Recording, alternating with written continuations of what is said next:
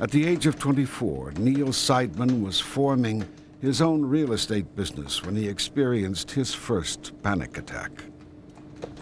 I walked out of my apartment, I paced around the neighborhood. My head was light, I was gonna pass out, I was gonna faint, I was gonna die.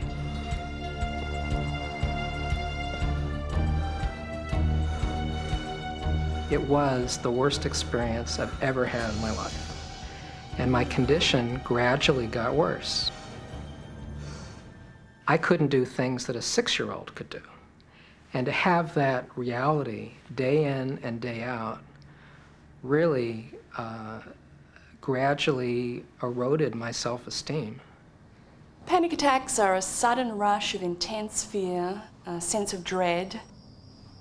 For the person experiencing it, it feels like suddenly realizing that there's a gun at their head and they didn't know where it came from, but they know that there's a gun at their head. An incredible, intense feeling of fear rushes through their body. So whenever we feel like danger is right in front of us, right there, we all get this rush of intense arousal. That's the fight-flight system.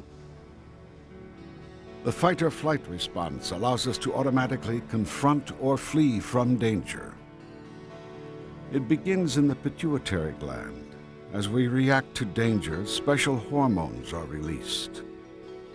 The hormones trigger the adrenal glands to produce a rush of adrenaline that speeds up the heart. The liver releases massive amounts of glucose for extra energy, and all the senses become keener, ready to deal with any threat. Now, in panic attacks, it's the same fight-flight, but it's happening for no reason.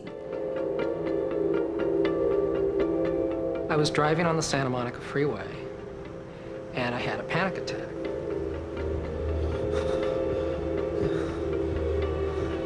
A few days later, I had a near panic on another freeway. So to avoid panic, I stopped going on any freeway.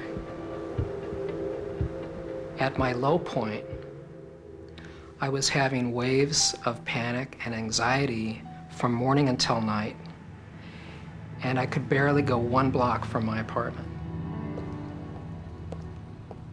Neil Seidman's condition grew steadily worse.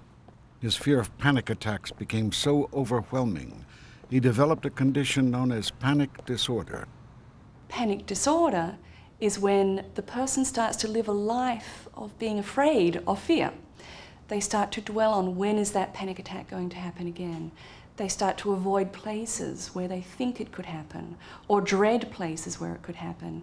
It becomes all-consuming. This is what their life becomes. I remember one time a friend asked me, "Neil, what things can't you do?"